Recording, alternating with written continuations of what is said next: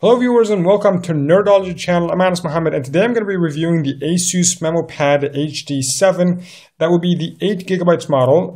So there are two choices for this tablet. It's a very affordable tablet. It aims at the lower side of the market and it costs about $130 or the equivalent of £900. So it's really cheap. You get two storage choices.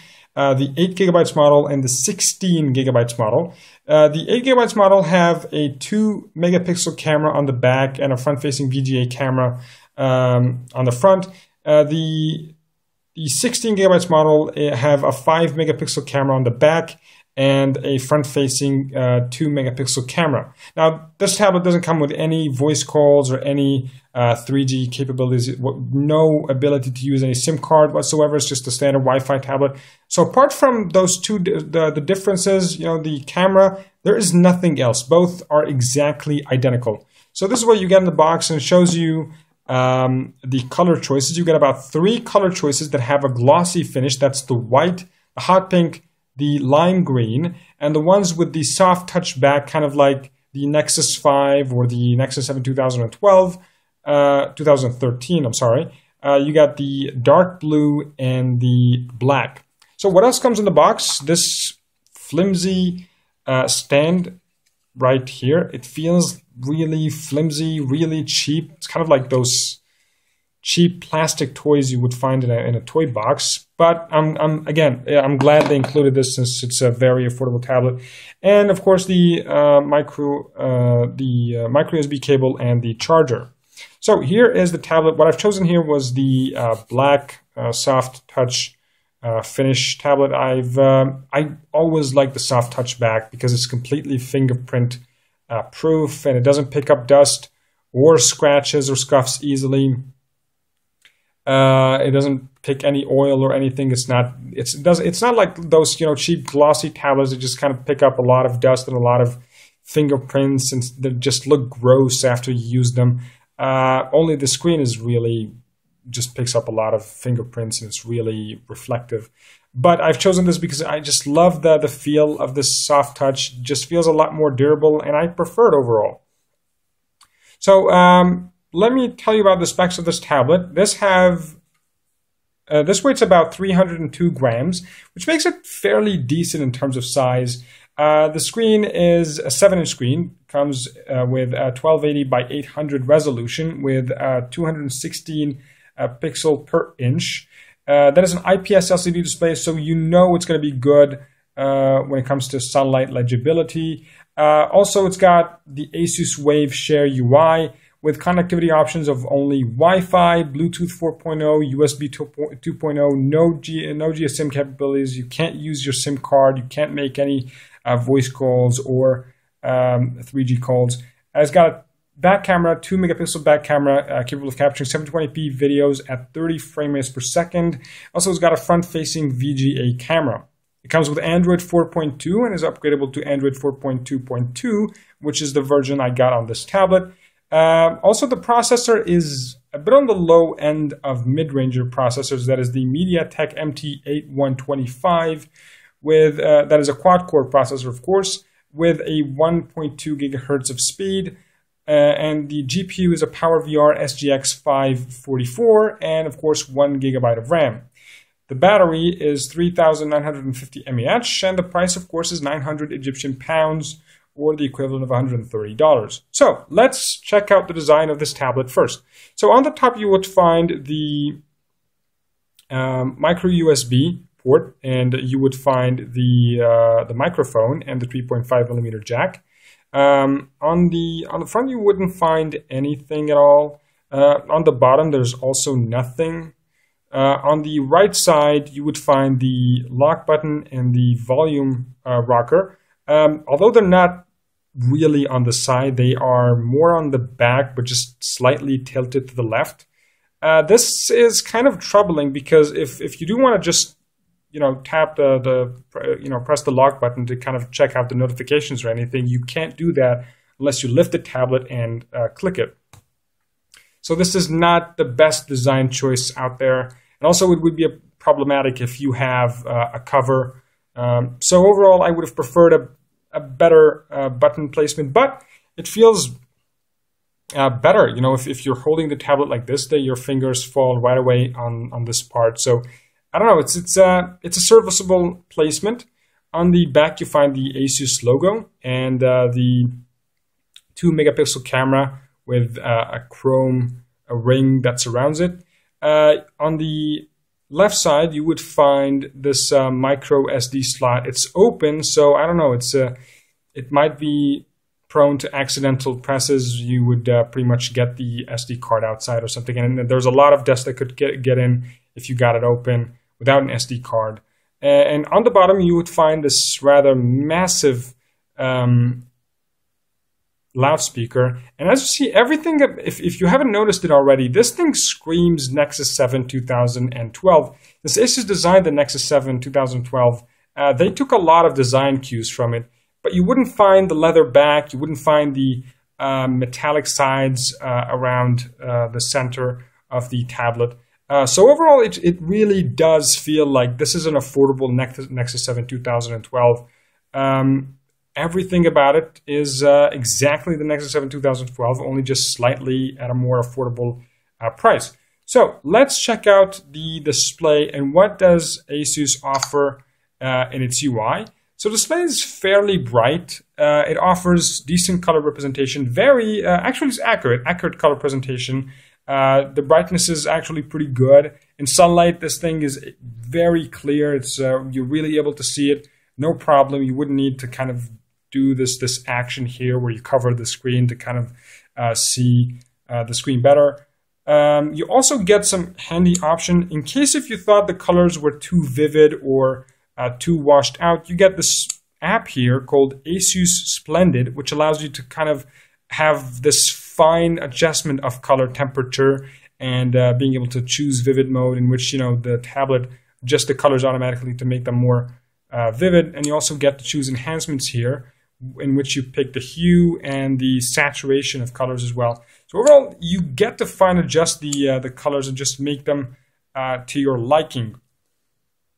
The one negative I've noticed about the display is when I compared it to other tablets within the same price range, within the same specs, that is other tablets with a 7-inch display, and even resolutions that are less than this at 1024 by 768 resolution, I've noticed that this tablet is not as bright as them or as colorful as the other tablets. And that's odd because the other tablets that I've compared it to were not the best in terms of display. They weren't the best companies that make displays in the industry. I mainly compared it to the Lenovo A3000, and I was surprised. This wasn't really as bright or as colorful as the Lenovo. So if you really do care about the display quality and really care about the brightest, most colorful display out there, don't go for this one. However, if you're not putting it side by side with other tablets, this thing is really good. I found myself enjoying the display. The display is actually pretty good. So aside from the display, what are the additions of Asus? Asus here kept it pretty light, pretty stock. They didn't do a lot of changes. They didn't make this whole UI change like most other manufacturers would do, like Samsung or LG. They kept everything fairly stock, and they even gave you the choices to make everything stock. For example, the notification shade here, I made it the stock Android notification shade, in which if you dragged from the right, you would find the power toggles, and on the left, you would find the notifications. However, the actual Asus notification shade is just one notification shade that comes from the center. It's in this horrid violet color. And it comes with the power toggles on the top and the notifications on the bottom. So it's not the best notification shade, so I changed it to the stock Android. So everything about this tablet, really, you get to change everything to the stock. For example, the keyboard. That's the keyboard of the Asus tablet. You get to find a whole number row, which is definitely good. And you get the swipe gestures in order to, and prediction as well, in order to write and everything. So overall, it's a really serviceable keyboard. But in case if you don't like it, you could change it right away to the stock Android keyboard. And I'm going to show you how to do that. In the settings, you would go to Asus customized settings. You get to have the ability to choose, whether to take the screenshot using the multitasking button. You get to choose the screen file format. You get to use this handy feature in which if you hold the home button, you get those several shortcuts. You get to modify the applications here as well. You got about 5 or 6 applications of your favorite applications, and you get to just choose them right away from the home button. Also, you get those shortcuts for the system settings, the all applications, as well as the Google search, the Google Now, of course. And the system lock button allows you to pretty much lock the taskbar here. So in case, if you're playing a game and you don't want to accidentally press the back or home button or anything, it just locks all those buttons on the bottom, so you're not able to do that. So anytime you want to unlock the bar, just swipe up and there you go. And you get the Google Voice search. So overall, this is one of the most intuitive things I've ever seen on a home button. It really is. Those are like features I definitely needed for a long time. So Asus did a really commendable job on its UI, and it definitely feels like if you want everything, if you want the standard Google experience, you get it. If you want the stock Android experience, you get most of it. If you want some fine additions, fine tweaks here and there, you get also that. You also get the floating widgets like calculator and unit converter and a lot more.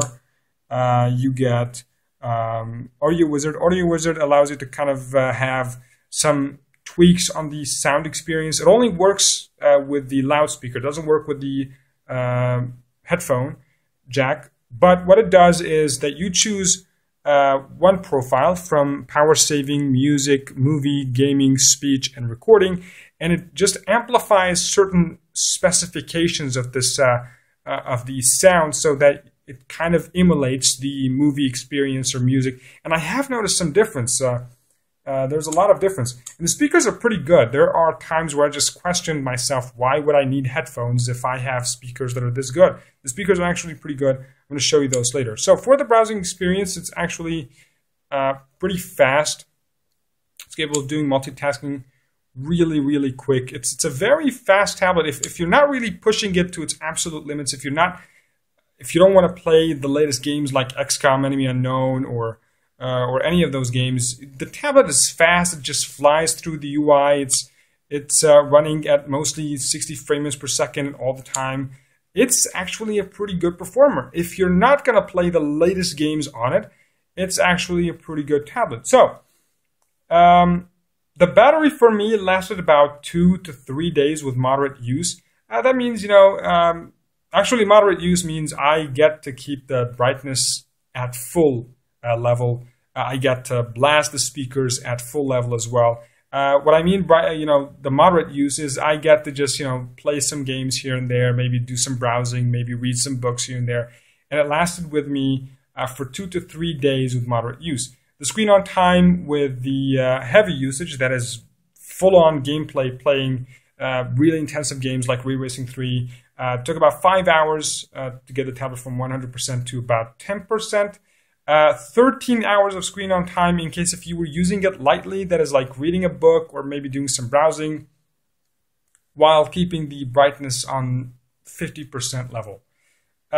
One negative I have to admit is it doesn't idle very well. The tablet loses about 10% overnight. That is around every 12 hours or every 10 hours, the tablet would lose about 10%, but that is without any power saving. Asus included this incredible power saving mode in which you get to check out the battery level optimized mode.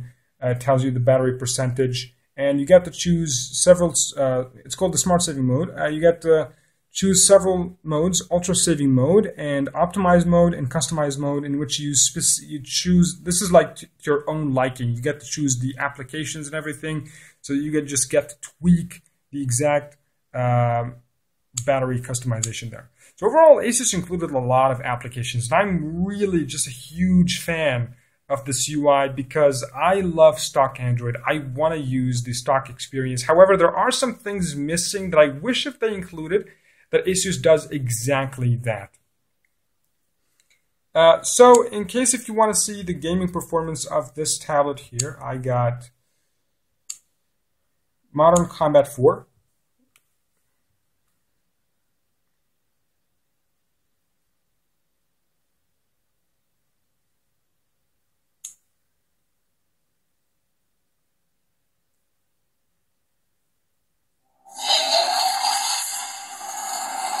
As you see, the speakers are very, very loud. This is at full volume, and really, they're very good. Some of the best speakers I've ever heard on a tablet. They might not be, they might not have the same punch or same bass level as the HTC tablet, but overall, I think they're pretty good.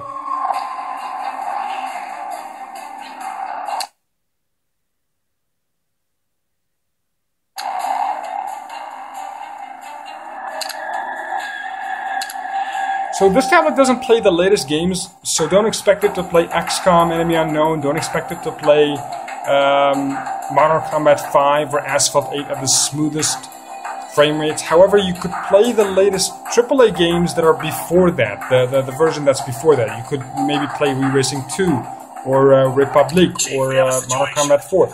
And Modern Combat 4 luckily runs pretty smooth. It runs at a steady 60 frames per second.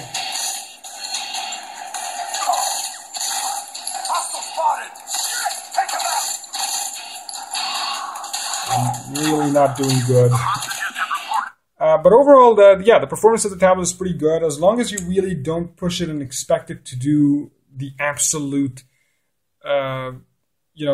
becomes the ultimate in gaming. It's not a flagship device. It's not capable of playing the latest and greatest games. However, it does everything, multitasking and browsing and everything. I've never had any problem running any applications on this tablet. I was completely satisfied with the performance. The camera performance, I have to admit it, the camera does the best it could with the camera unit it's got. It's got a 2-megapixel camera on the back, capturing 720p at 30 frames per second. Now, that's what it says on the specifications, but when I captured some videos with the tablet, it wasn't 30 frames per second. It was really choppy.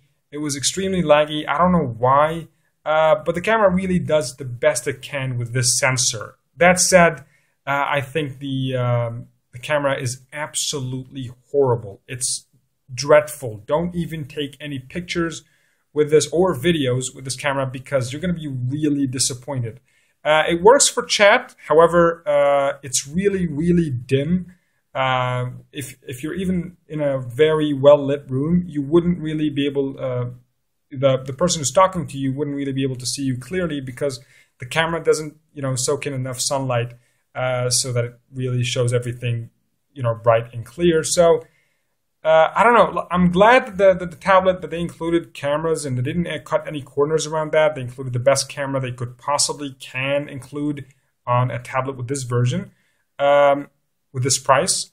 So, I don't know if the camera is a big deal for you, and I don't know why it's again a tablet, then don't go for this tablet and go for the 16 gigabytes model. Overall, I think this tablet is absolutely great. I love the stock UI. It reminds me of the Nexus 7 2012, and even the design and even the UI. It's a great tablet. The performance is absolutely great, and overall, you get more than you pay for. You get great performance. You get a great display. Overall, this tablet is great, and it's worth absolutely every penny you would pay on this thing. If you want a tablet with 900 pounds of price, a really cheap tablet, and you want to get actually more than you pay for, this is the one to go for. I've done a lot of research to find the best tablet within this price range, and I came up with this. This is the best tablet, the best featured tablet within this price point. Asus really knocked it out of the park, and they did a fantastic job on this tablet. And they really didn't cut any corners in any of the aspects of the tablet. I really couldn't find anything better than this tablet. So if you want a close second choice to this tablet, there's the Alcatel Pop 7S with a slightly better chipset. That's the Snapdragon 400 chipset. But everything else is less, the 4 gigabytes internal memory and everything. I would say that the 8 gigabytes version is really good. However, you might have some problems with the storage. but Asus allows you to move applications to the SD card, which is definitely a great thing. So overall, what I think about this tablet is it's absolutely great. If you want a tablet within this price range, you would be very hard-pressed to find anything better. And I think it's absolutely great. So that was it for the review. I hope you enjoyed it. This is Asus Mohamed from Nerdology channel. I'll see you soon.